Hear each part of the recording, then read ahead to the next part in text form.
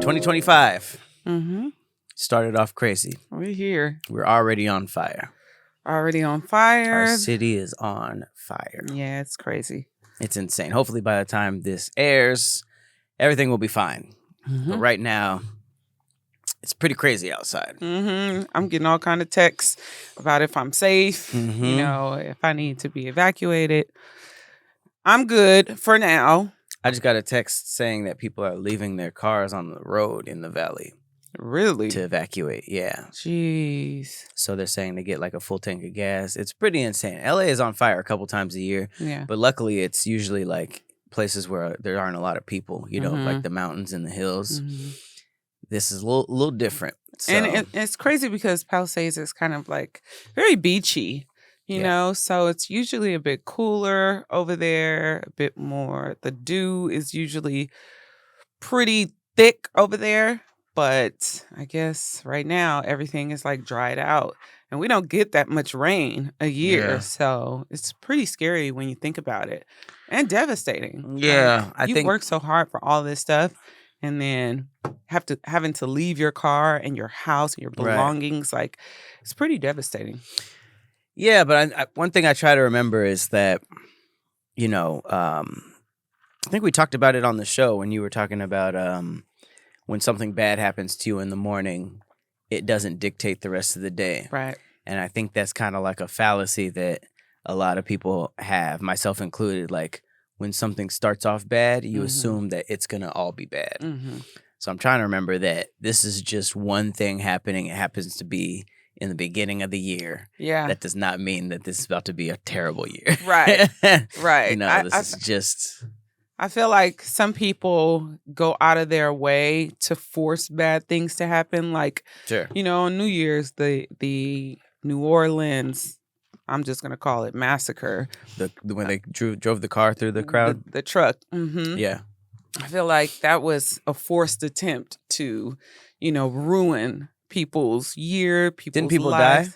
Yeah. Okay, so then it did. It did. But Yeah. I'm saying it's not something that was naturally occurring. So Right. I'm saying that, you know, despite people going out of their way to create negativity, there's still ways for you to push past it, which that was devastating to see. Like, it's so unfortunate, huh? What's the difference between like it being man-made or natural? I feel like when things naturally happen, they're easier to process, easier to move through, move past. But when it's man-made, it's more so like this didn't have to happen. Yeah. You know what I'm saying? Like Sure. somebody forced this to happen. This was not naturally occurring. Like natural disasters where someone passes away versus someone killing someone. It's just a different way to process things. You know, naturally when we think about a natural disaster, we're like, okay, what could we have done about that? You know, most of the time it's like, oh, you didn't evacuate in time or something like that. But all in all, it was a force of nature. The force of man's hand, I think it's a different way. It's about, look at how people process death in like someone passing of old age and then someone passing of a violent act. It's just a different way to process. Wait, I don't get it. So are you saying that they're similar or that they're not? No, I'm saying the processing is different. Like it's tougher to deal with stuff that's like forced. Sure. Versus naturally occurring accidents or, you know, stuff like that. And I feel like, you know, the beginning of 2025, there's just, you know, people out there trying to just fuck everything up. Look at the guy who did the suicide bomb in the Tesla truck. Like, that wasn't naturally occurring. You know, the New Orleans thing wasn't naturally occurring. But this one, unless this is a arson for the fires out here. Which it could be. This is something that California kind of experiences pretty routinely. You'd think our response to fires like this would be a little bit better by now because it seems like it happens all the time. Like it seems like I don't know if that's just something that LAians or Angelinos have just grown to be like, we be catching on fire. Mm-hmm. But I don't know if it's something that happens this often. I would assume there's maybe like more preemptive measures that we could be taking. It's really, I think about the rain and lack thereof. Sure. Because, but I mean, if it's just like that, then how are there not like systems so that it doesn't get this far, Because I know that there are some preemptive stuff, like, whenever we hike, you see the fire trails that break up all the brush and stuff, but I don't know. And that's obviously not to downplay any of the people working on this. it's just a thought, like, how come this always happens? Why are we always on fire? But it's in different areas though too. So I think a couple of years ago or last year was Malibu. That was a huge fire. The Malibu fires. I don't know. I just think that our problem is that California is dry. Fires and earthquakes. So can't do shit about earthquakes really, but find out earlier. But fires, I don't know. It's fires, tough. And sometimes, like I said, sometimes it's the work of an arsonist, and somebody who goes out of their way to get accelerant and to light dry shit, knowing like this is the potential. It's unfortunate. That's pretty crazy, Mental health. First, I'm a big fan of Dexter, the show. Me too. And he's like obsessed with killing. Mm-hmm. There's got to be like arson Dexters, Patrick. What? Arson Dexter. That's what a psychopath is. They do something and they feel something crazy from it, and I can only assume that some people just be like lighting shit on fire and getting that same so the arsonist is the bad guy. I mean, yeah. Because Dexter kills bad guys. So when you said arson Dexter, I was thinking a person who kills arsonists. No. I'm talking about like somebody who lights something on fire and gets that same look that Dexter Dexter be having, and they just be like feeling something from fire. But I don't get it. I'm not a big fan of fire. Fire is beautiful though, if you be looking at it, but like watching stuff spread and crumble, like that's really hard to watch. It sucks because it's like, even with people not a part of it, obviously watching a building full of people burning is terrible, but just a building by itself burning down, it's really sad to watch. It's like a lot of hard work. It's like a lot of memories just crumbling. Fire is beautiful, but I don't like controlled fire is beautiful. Places, like fireplaces, fire pits. Right. Like we sat at a fire pit in the snow, and that was one of the most beautiful sights. Right. But if you ever caught something on fire in like the kitchen, immediately not beautiful. No. Fire is always about context. No, and it's like it can be even like bigger than what it really is. Like the way you view it, it's just terrifying. Yeah. Fire is terrifying. I remember I went to a Rams game when they first moved out here, and it was it was either Rams or USC, I forget. I think it was Rams, but there was like a tailgate going on, because I didn't get tickets to actually go in. But I was obsessed with barbecuing, and I was obsessed with what? Yeah. So I had like this little portable barbecue, and it was weird because like since it was such a new stadium, also it must have been the Rams. There was just no parking opportunities anywhere. Mm-hmm. So here's how smart Angelinos are. Some people were like offering the parking within their apartments for money. Mm-hmm. And it might be like $20, $40, but compared to what it really was. So there was just like a bunch of like Rams, USC fans within this courtyard. Tailgating. Mm-hmm. And I don't know if people had the game on the radio. I don't even care. I don't even know if people cared about the game. But it was all contained. And I was so novice at barbecuing. What did you do? I used a fire starter. them things that you be putting in like campgrounds Yeah. and fireplaces. Why would you have that? I don't know why. I wasn't really like, You I didn't was just very have novice. the little. I was very novice. Okay. And so our barbecue was just billowing smoke.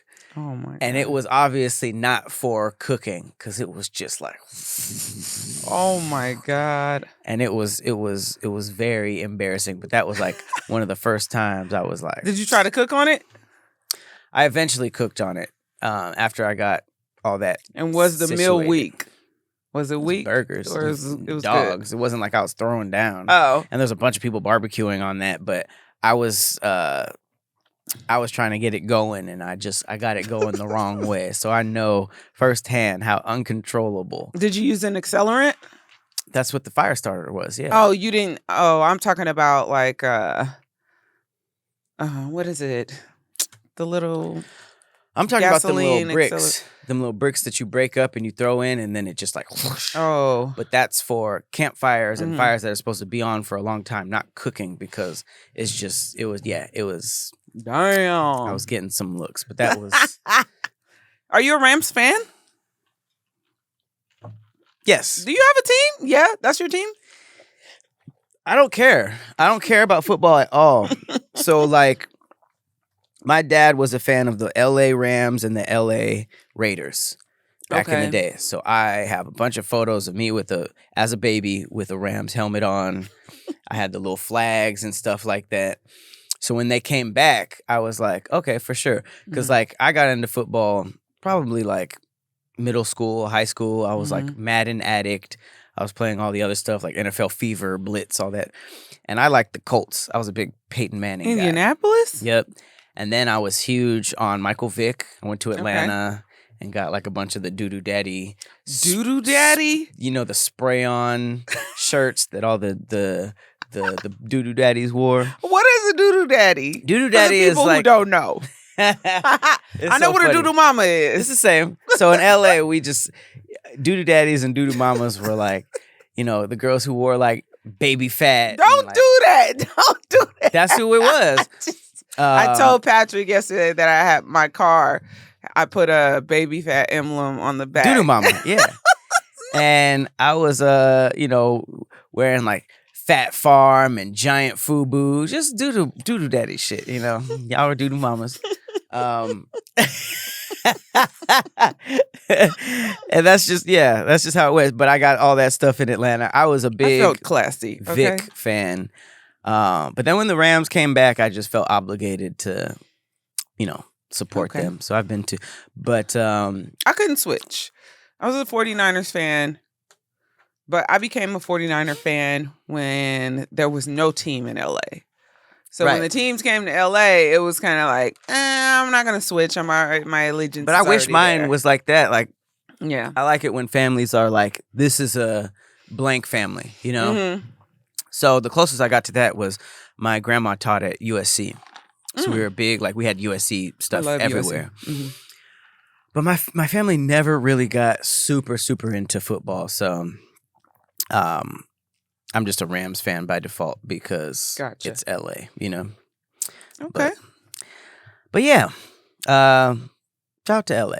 Shout out to LA. We on fire. This if any city can survive this, it's us. Well, speaking of fires, I have a fire fact. Are we getting into the facts? Let's get it. All right. So, my fact is closing the bedroom door actually increases your chance of a house fire survival. So, yes, closing your bedroom door significantly increases your chances of surviving a house fire because it acts as a barrier, slowing down the spread of the smoke and heat and creating a safer space to wait for rescue in case of a fire. Essentially, a closed door can keep the temperature in your room considerably lower than if it were open, potentially giving you more time to escape safely. So just close the door on the fire. Well, you just look out like, think it's I think because it keeps it out. You know how there are certain like ways to cut things. Like you can have the sharpest like knife, but if it's not jagged edge, then it won't cut through certain things. I think having a door closed, even though, fire burns shit up, I think just having, I guess the way it connects with it doesn't like immediately set it on fire like it does other things out in the open. Sure. So I wonder if that's why, in the movies where there's a fire on the inside and they're like, don't add oxygen. And they open the door and it's like, whoa. Mm-hmm. So just shut the door on that fire. Fires can't knock. So basically it's going to sleep with the door closed. So I guess I don't know if you just close the door on it or if it's like, okay, you're already at an advantage if you go to sleep with your bedroom door closed. If the fire starts in the bedroom, well then do you just you're SOL. You got to get out. Do you just get out and shut the door behind you? Like, ugh. Probably. Okay. That would probably be super smart to try to contain it. That's good to know because I would never think to just be like, ooh. Close the door. Let me call somebody about this. That's kind of crazy. You know what I don't know? What? Like, there be like fire tips, specifically in the kitchen, but I don't know if this applies anywhere else. Where throwing water on it makes it worse. I think it's the amount of water. No, like, I think there's something that's like... Oh, it's an electrical fire. If it's an electrical oil fire, like something has to be involved in it where water makes it worse. It's oil fire or electric or both. I always thought it was in the kitchen, so I assumed it was like had something to do with oil. But once I heard that, I was like, man, just like water, grabbing some water and throwing it on. That's the first thing I would think to do. So they have these new, I don't know if they're new actually. I just seen them recently. These fire blankets. Where you throw it on the whole stove. Yeah, that's actually the ad that I saw. Oh, okay. That was like, don't throw water on it. Because there's like, I think with oil fires, you're supposed to put like some type of like powder or something like that. That would help with those type of fires. I think we just need to figure this out. Yeah. What fires should you not put out with water? Okay. Oh, there's a couple. All right, so you were right. Electrical fires. Water conducts electricity. So using it on an electrical fire can cause an electrical shock or electrocution. If you see an electrical fire, you should turn the power off the power supply, use a dry chemical or carbon dioxide extinguisher, or leave the building. Leave the building is probably the most feasible. That makes sense because, in video games where it's like flooded, but there be electrical wires, the next mission is always turn the power off. Class B fires. These involve flammable liquids such as gasoline, oil, paint, or solvents. Water can spread the flames and make the fire worse. I think this is what we're talking about. You can use a powder, foam, or carbon dioxide extinguisher. So involving Stock gas. up on baby powder, y'all. So if somebody's like lit on fire from gasoline, you can't throw water on them. That's crazy. It's like in Kick-Ass when they lit Nicolas Cage on fire and he had to put the blanket over him. Or you could just roll on the ground, right? Should you just stop, drop, and roll? I thought stop, drop, and roll was about like if your clothes catch on fire. I don't know if does that cover like hostage situations where you were lit on fire with gas? If you're on fire, I would think either way that would be. But if you jump in some water, is it gonna make it worse? I don't think so. I don't think if you jump into a body of water, I don't think it would make it. It should take it out. Then Class K fires. We done skipped a bunch of the alphabet. These fires involve cooking oils such as vegetable oils or animal fats. Dousing a cooking oil fire with water can create a dangerous splatter effect and spread the flames. You should use a wet chemical extinguisher to put out a Class K fire. This told me that I still don't know. Get a fire blanket. Yeah, that's what it seems like. Those fire blankets seem like they kind of cover everything. And I've seen them specifically used in the kitchen. Because I guess that's where... Yeah, the blankets? So, because Pokemon Pokemon? Pokemon told me that water just works against fire. So it's Way tough to go. it's tough to think that you might be in a situation where there's water everywhere, but there's a fire that you can't put out, and you need to like be like, no, don't use water. Because what I would be afraid of is like, what if there's a fire that I think is from oil, and somebody got a big bucket, and I'm like, no, we need to use something else, and then the place burns down. Turns out that water would have helped, you know?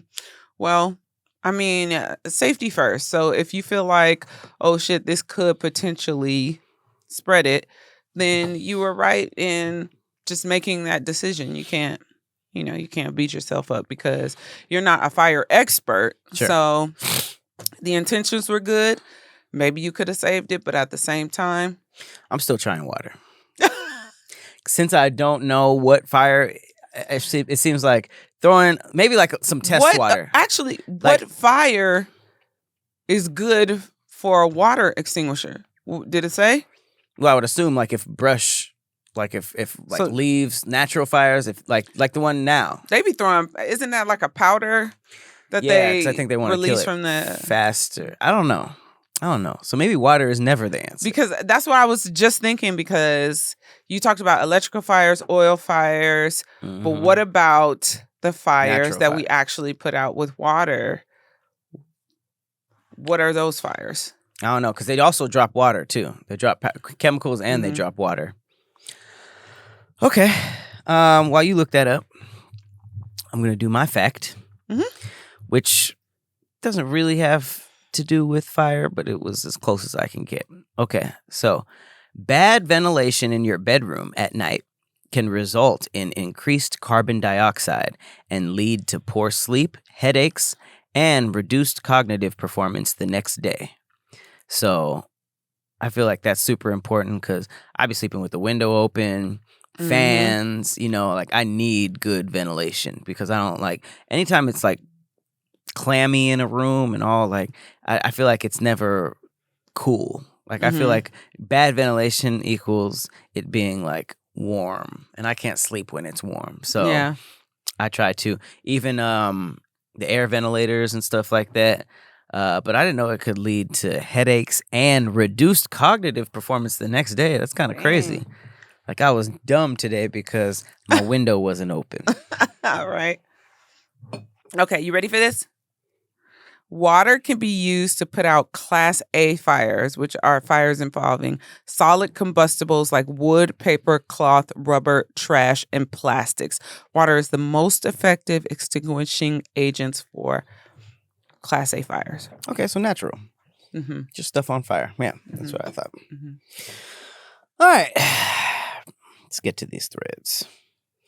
It's the beginning of the year. It's not technically our first episode this year, but right, close enough. Right, but I have a thread that is basically a motivational speaker, and he tweeted a whole thread about how to get your shit together in 2025. Let's go. And it is a very, very good read. It says you can do this in 6 weeks, 6 months. So you can pace it. Yeah, I think that for me, this year is all about patience, not expecting, because I noticed that most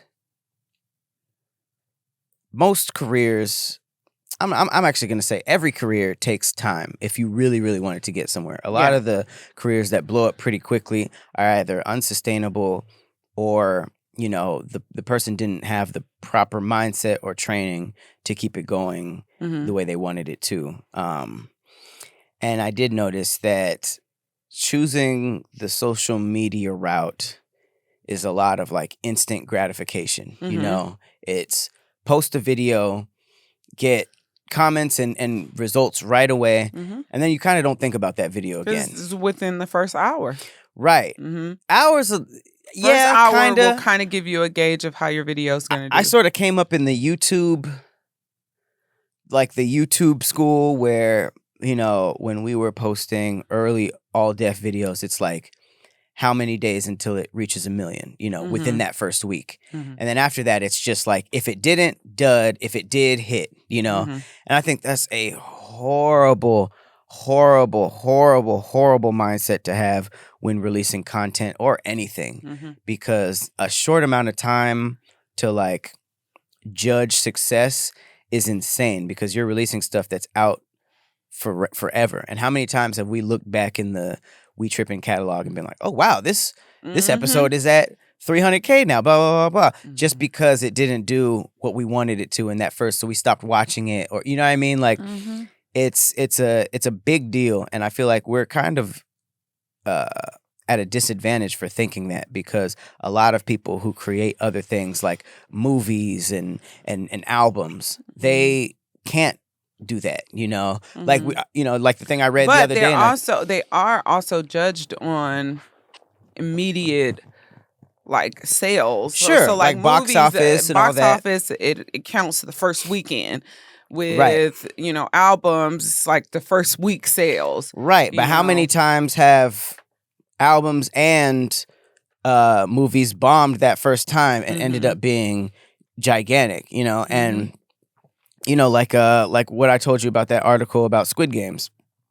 The creators of Squid Games got rejected for a full decade, right? Which to me put everything in perspective, because a decade compared to a week or 2 weeks or a month, which is what I'm working under, is really insane. And it's kind of like, it's really like knowing what you have and really, really standing behind it. And I feel like the whole dropping it, how did it do its first weekend, how did it do its first week, how it do its first month, and then if it didn't do something, turning your back on it, it's pretty messed up as a creator, you know? And the fact that the biggest thing out on TV right now is not only English, I mean, it's not English, and it's big over here.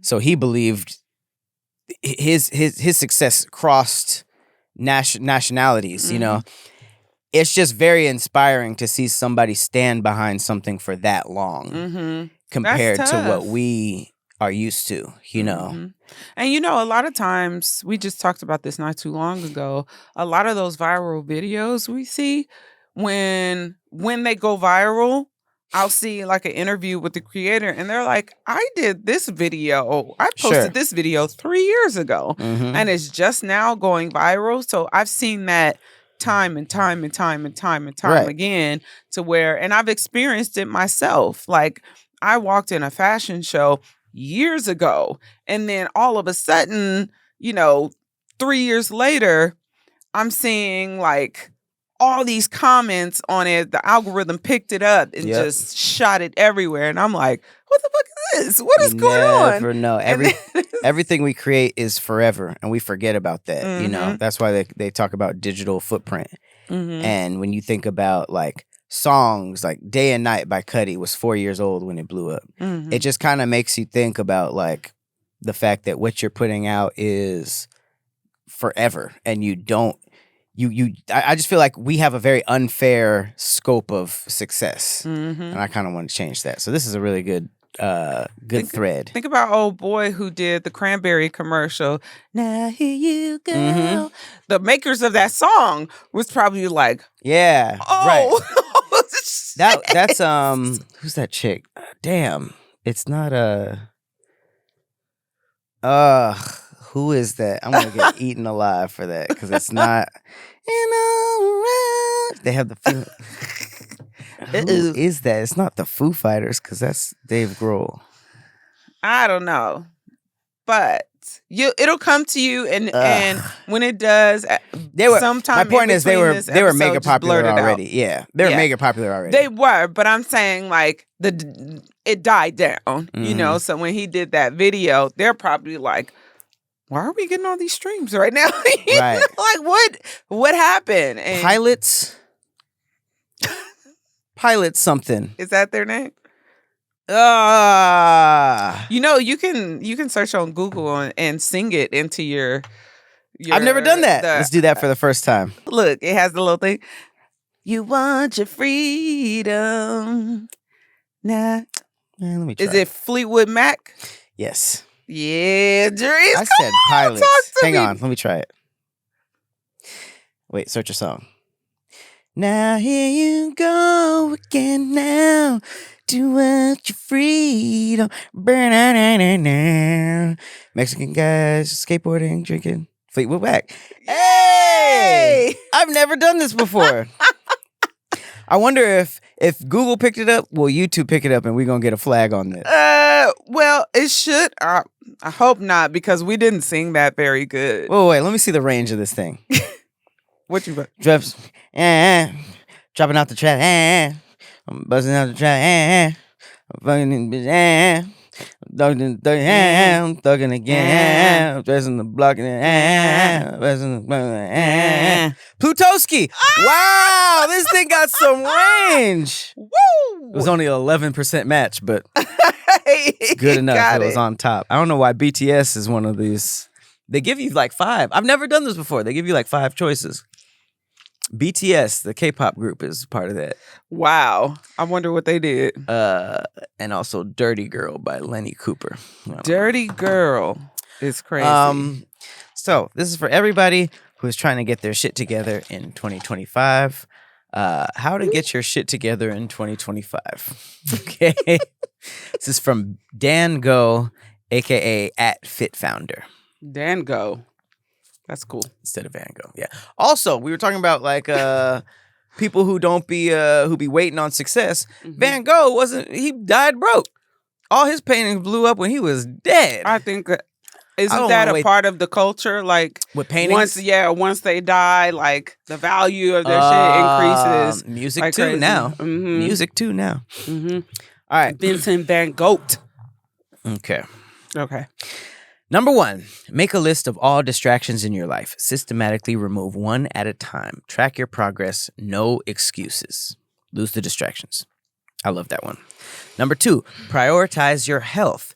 Being fit, high energy, and confident will have a positive meta effect on every single area of your life. Mm-hmm. I love this one because whenever I go to the gym in the morning, the rest of my day is filled with better decisions as opposed to when I start the day off with bad decisions like being lazy, sleeping in, not really doing much. It ends up being a not really doing much day. Sleeping in gets such a bad rap?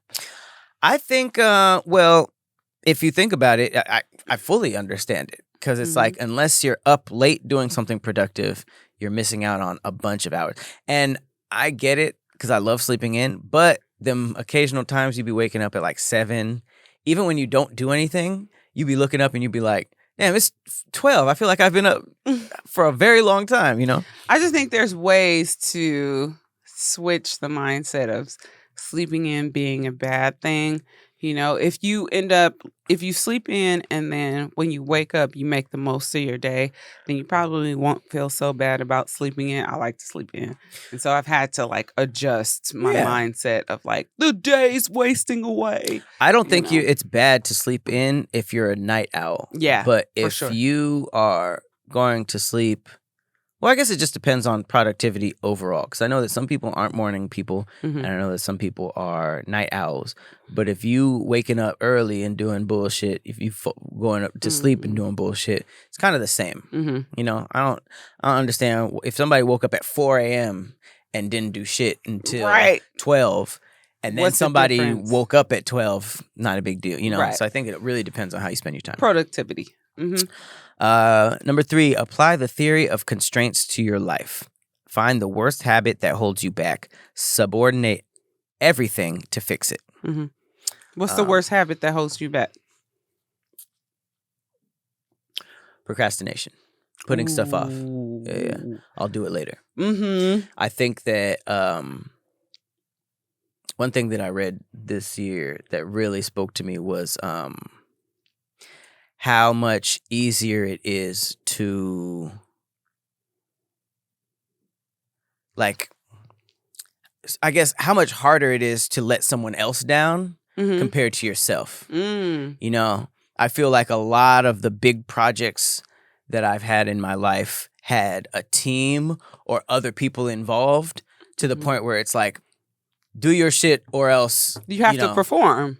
Exactly, because somebody else will be like, hey, you were supposed to do this, blah, blah, blah, blah, as opposed to something that's entirely me Whereas if it doesn't get done, Mm-hmm. it's like I'm way more likely to be like, okay, I'll just do it later, as opposed to being disappointed in myself, which I should be. When it's with ourselves, the reins are a bit looser. Right. To where we're like, okay, I did it like this. Not ideal, but not the worst thing in the world. But then when it's left up to someone else's expectations, then, you tend to put a little bit of stronger effort into making sure you don't embarrass yourself. It's almost like you don't want to let somebody else down, but for some reason you're okay with letting yourself down. Yeah. It's kind of like that Mamba mentality. He says, I don't negotiate with myself because if you do, you always lose. Number 4, focus on systems over goals. If you have a goal, good. Create the system needed to achieve it. Not getting the results, don't change the goal, change the system. I am 1000% guilty of this because I'm the type of person who has a million goals and some of them I'm working on and some of them I'm just like, it'll happen one day. And then you look at it and you're like, what are you even doing?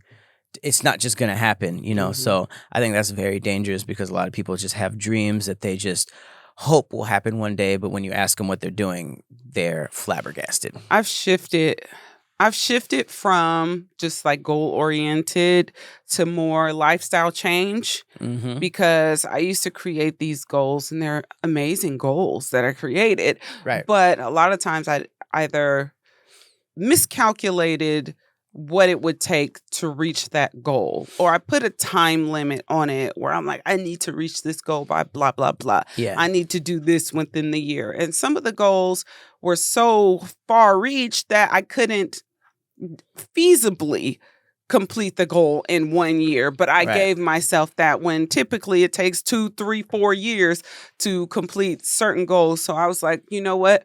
And then there's a burnout aspect when it comes to some goals that you set for yourself where you're like, this is super ambitious. You know what I'm saying? To the point where if you only focused on that, maybe you could achieve it, but then everything else in your life is like falling apart, So then I shifted to say, okay, how can I naturally work towards achieving this? So I have to like change my lifestyle to where it doesn't feel like, oh, this is so hard for me to do, like dieting. Yeah. Some people will be like, oh, I'm going on this crazy detox to where I'm not taking in any sugars at all. Yeah. And then, 2 weeks in, they're just like, okay, maybe I can have a marshmallow. That's a negotiation, then you eat that marshmallow and now you eating a cookie. And then you go from a cookie to a cake. And now you eating cakes and pies.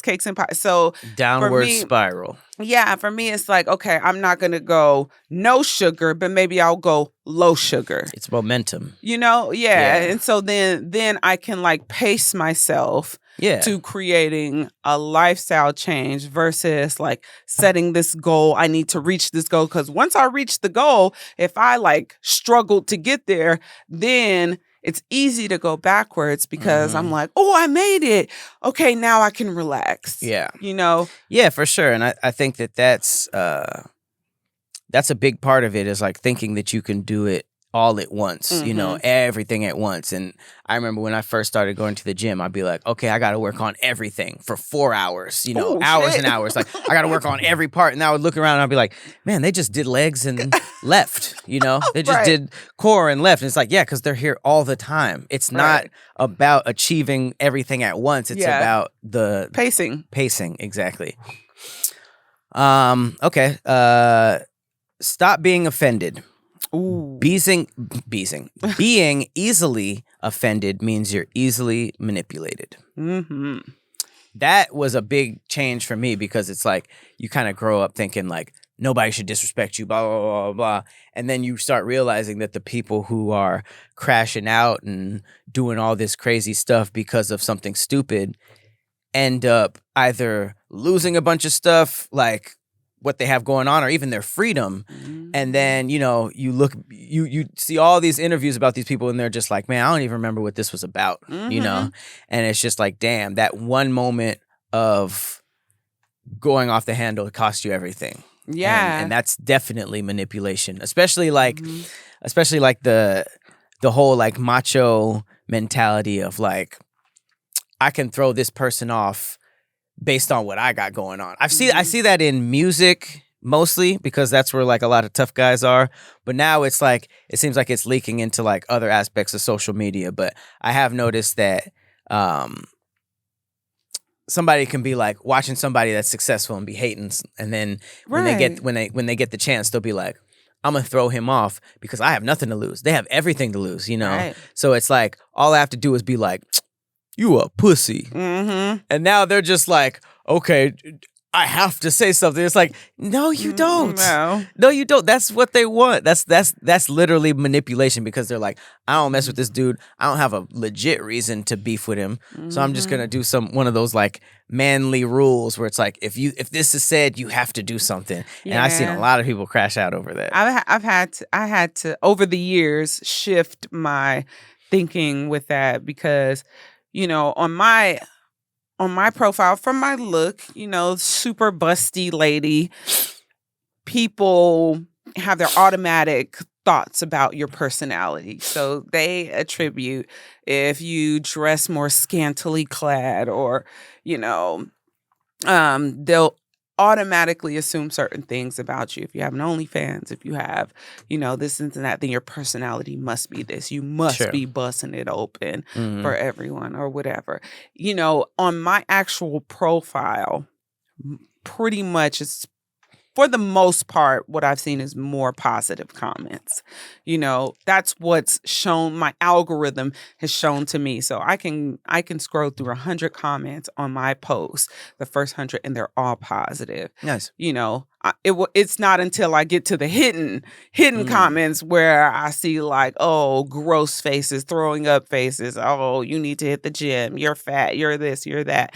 But then it was different when I saw my content not on my profile. Somebody else posted me, so it was their fan base talking, and I was like, oh shit, they said I'm ugly, bro. They said I'm a 4. You know what I'm saying? Like, I got like all these negative comments that I'm not exposed to on my actual page or a different website. Like there's websites that take your content and, you know, pitch you against other models academics or World Star. Those comment sections are crazy different than where they got it from. They violate. And so it hit my self-esteem a little bit when I first saw that, and I was just like, damn, like they done cut me down. Like, you know, my tree was healthy and high, and I watched that.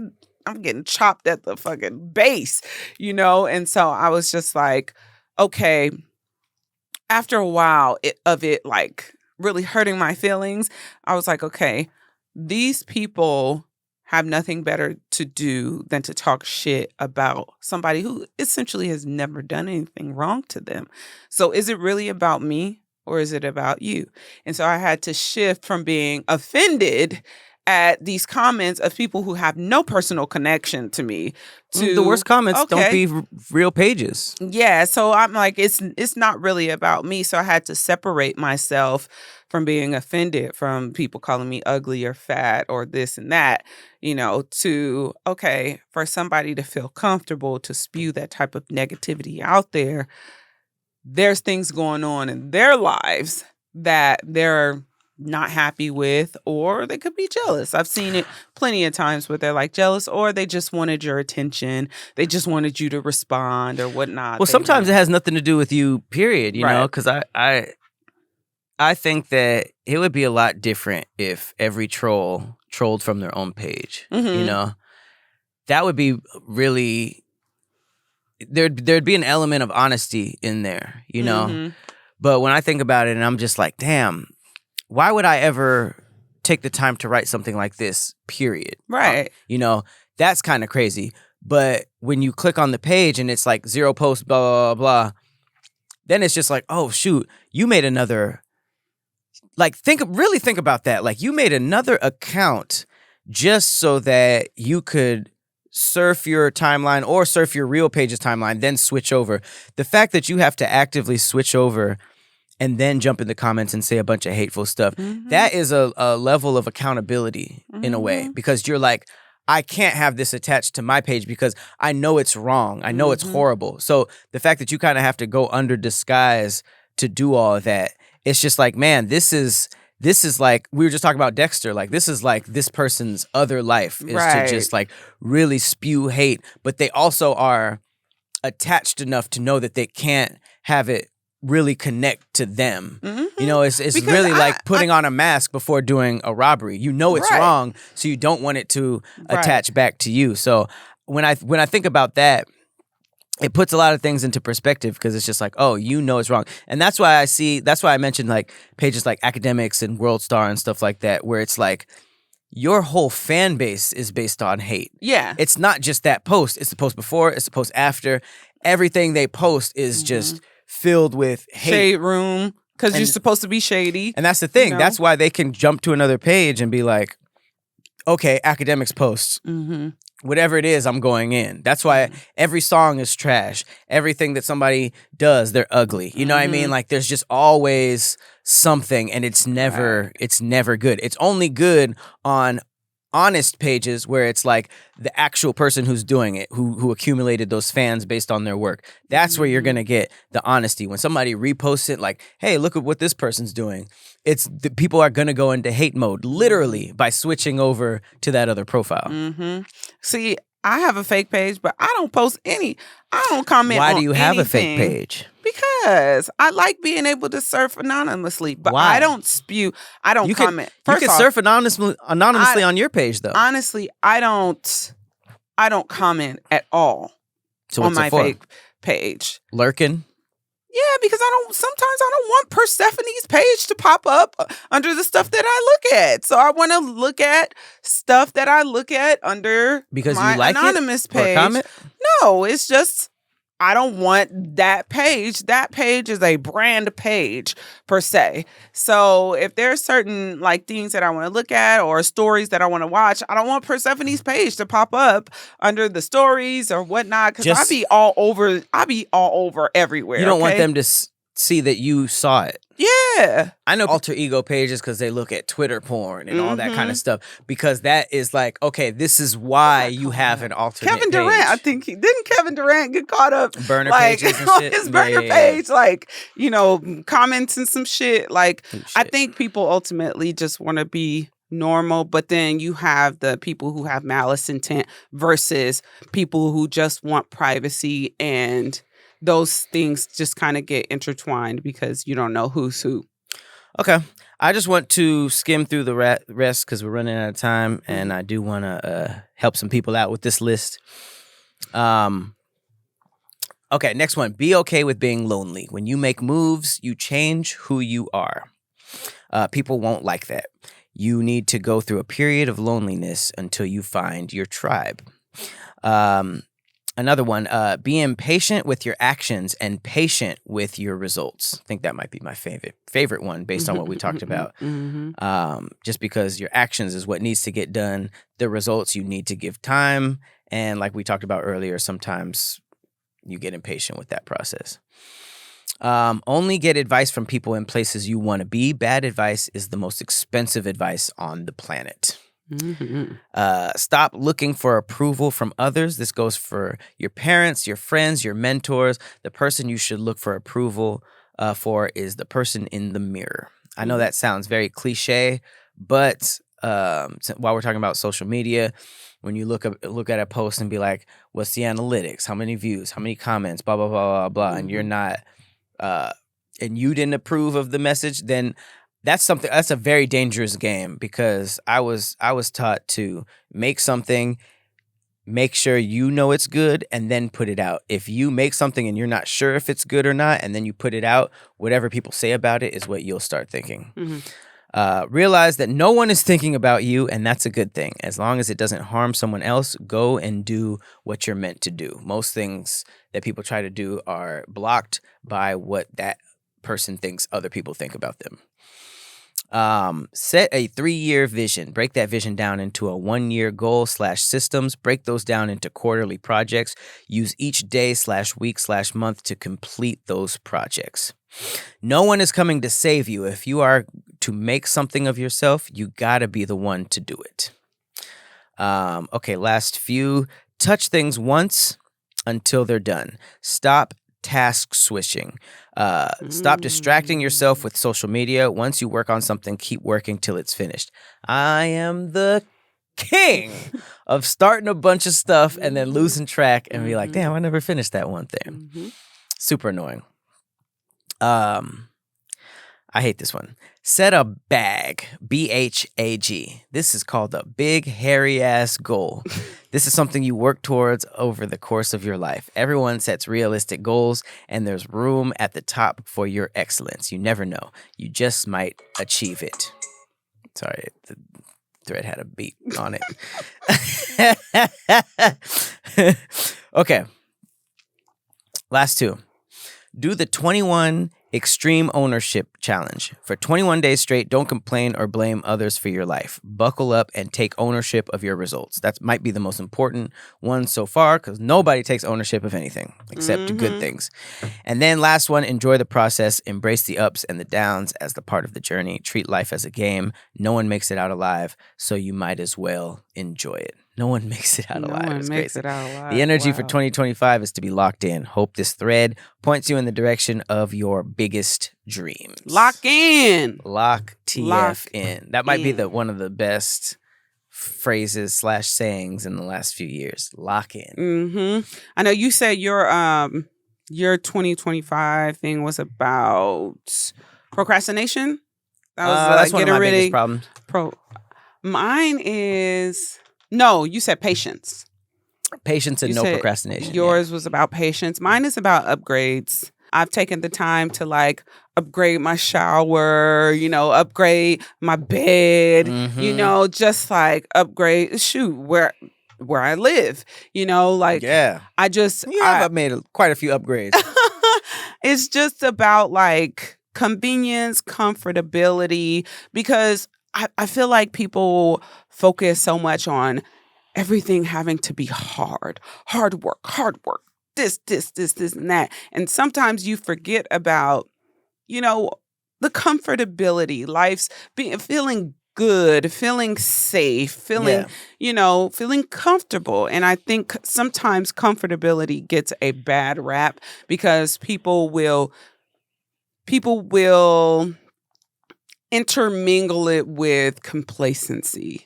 And comfortability and complacency, they do kind of overlap a little bit, but it's when you take that comfortability and allow it to just stop you from doing everything else that you're doing.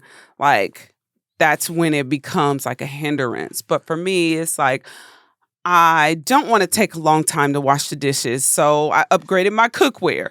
You know what I'm saying? I do want to get better sleep, so I bought a mattress pad, bought new pillows. I think people should definitely invest. Check out your pillows. Pillows are not expensive, and they really do play a huge portion in you getting a good night's rest, which is in turn connected to you getting your mental health. Everything kind of centers around sleep a little bit. Yeah. So if you can upgrade your sleep, I would say start there because that kind of shapes everything else you do throughout your day. Because if you don't get a good night's rest, then your day kind of starts off a little I gotta forge ahead a bit stronger than if you were able to just be comfortable in your bed or whatnot. So my thing is just about upgrading and conveniencing myself in areas that I control. What you can't control, you can't control. But in areas that I control, I want my rug to be a little more plush. So when I put my toes in it, it just feels nice. Right. So it's just things that are comfortable that don't affect productivity that I'm kind of focusing on, because I've noticed that when I have those things in order, I feel more organized. I feel more energetic. And so I'm let let me. Last year, I was getting rid of all the ghetto shit in my house. So, like, I would have, like, the remote where I had to, like, point it at my hip in order to get it to turn on or something, you know. Pointed it at your hip? Yeah, we used to have to do that when I was younger. But well, I don't know. why? It was something about the... That's not how infrared works. Let me tell you, sometimes things seem straight on, but there's What a do you have in ghetto your version. hips? There's a ghetto version to do things. You know what I'm saying? I really like that. I think that I wish I knew that 2 months ago before Christmas, because I'm not the best gift giver. I have to hound the person. What do you want? You know, like, what do you want? And then I lied. I think I like, I don't know if I tricked myself into believing this or somebody told me this, but like the whole, just like, what do they need? You know, if all of their batteries and controllers are dead, get them a pack of life, you know, 1,000 batteries, you know, stuff that they need. And to me, I was like, yeah, that's a good gift. But the upgrade thing for normal stuff is kind of where I'm at now too. She was talking about her shower, her new shower head. You got me that shower head after Christmas. Yeah. And that shower head is amazing. And I would have never, ever told somebody like, I mean, I could use a good shower, because mine was fine. I upgraded my own shower head. Yeah. And then that one on top of that was like, oh, this is amazing. You know, so I think that upgrading things that anybody could use a better thing of is sort of where I'm at with gifts, because I've been giving my mom candles and lotion for decades, and it's just like, that's just something else to give her, blah blah blah blah, as opposed to upgrading the things that she needs all the time. And I shower every day, so like that was a very significant gift, as opposed to like, here's this little contraption that you may never open. All right. You know? Yeah. Now I did get you something else. You may or may not use that little astronaut pen holder. Oh yeah, I don't really use that. I took a pen out on Squadcast to show how I write, and that's the first time I used it. But those are the type of I like that. But those are the type of gifts that I gave before, which is just like, you might use it, you might not. But now I think that actively upgrading things like pillows, mattresses, shower caps, what else you say, rugs, all that kind of stuff that is a part of everyday life. That's a very significant like difference. Yeah, it is. And I think, you know, at times people got a bad rap for giving people like socks and robes and stuff like that. But if robes are convenient, socks, I feel like socks should be what? I got some pretty great socks in Utah. These are they got the little grip. Got the grip on the bottom. I mean, they look soft. They're very soft. They look very soft. It's like and a nice little Christmas scarf on my feet. But, you know, like, I'm not the type of woman that's going to get mad if you give me a dope ass vacuum for Christmas. Like, I know people say, like, don't give cookware or vacuums or stuff like that. Yeah, woman, here's something to help you clean. Well, here's some stuff for the kitchen. Yeah, well, you did give me stuff I did get you some pots. Damn, that's messed up. But you wanted those. You actively wanted those. You got me hex-clad cookware, which is my favorite, and I do like to cook a lot. So I ain't gonna brag, but Gordon Ramsay, you know. But I'm saying, like, stuff like that, like, I do appreciate, like, you know, upgrading my cookware or buying me a vacuum or something like that. Because first off, I'm obsessed with vacuums. You know, they're just like, when I get a new vacuum, I just vacuum the whole fucking house, like, every day. Yeah, I guess so. Don't give me no curtains and then like that. Our toys are very different nowadays. Yeah, I guess so. But yeah, 2025. Let's upgrade ourselves. I know sometimes you guys watch this show to be like, what is what's the most murders somebody had, or how many times has somebody had sex in the Guinness Book of World Records, all this kind of crazy stuff. Nah, we in January. This is an upgrade your lifestyle episode. So we hope that you guys can take some of these tips and just pour into you this year. If you poured into other people too much last year, pour into yourself, pour into your goals, pour into your health, pour into your family or friends and the people around you, and just make this year, if you've never made a year about yourself, be selfish this year. Yeah, go to the doctor. Yeah, it doesn't mean you have to shit on other people or lessen other people, but make this year about you. That's the threadhead message for this because episode. when you focus on yourself and you take care of yourself, you're better naturally for other people, to other people. Absolutely. So sometimes being the best that you can and focusing on yourself, it is inadvertently helping other people around you. That's true. Because how many times have people just put 100% of themselves into somebody or something, and it still ended up and they not how you wanted it. Because they were miserable behind the scenes, and it's like I put all this in, and then that person wasn't grateful, and it's like, damn, if I would have been myself and gave what I had to give versus pouring from a cup that wasn't full in the first place, then I wouldn't feel so empty. Or just stop giving, period. Just pour into yourself. Forget giving to these niggas and these bitches. Wow. You know what I'm saying? Just and stop you giving. Wouldn't be you if you didn't just end it like that. Stop giving, period. Wow. 100% into you, 0% into other people. How about that? God damn. How about that? 0% into other people, 100% into you. This is Negative Motivation from Patrick Cloud. This has been another episode of Thick Threads. Happy 2025, you guys. I know it's kind of late. Yeah, it's way past the point where we could still be saying that. Yeah, but why not? We can't say it anymore, but Happy New Year. I mean, I wouldn't. Happy 2025. I've been Patrick Cloud. And I'm Persephone. We'll see y'all niggas next week. Bye.